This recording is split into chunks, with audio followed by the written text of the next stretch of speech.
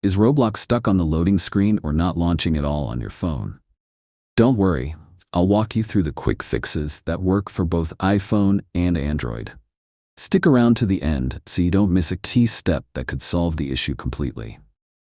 Alright, let's jump in. First, before trying anything on your phone, open up a web browser and type in "Is Roblox down?" Tap on a site like Down Detector. If there's a huge spike in outage reports, it could be a problem on Roblox's end, not yours.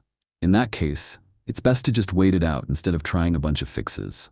But if the servers seem fine, then let's try a few things. Go to your Settings app on your phone. If you're on iPhone, tap on General, then tap on iPhone Storage. Scroll through the list of apps and find Roblox. Tap on it, then tap Offload app. This clears temporary files and cache without deleting your saved data. Once done, tap Reinstall app. If you're using Android, go to Settings, find Apps, then select Roblox. Tap on Storage and then press Clear Cache and Clear Data. This will reset the app and help load the latest version. Now go back and open the Roblox app again.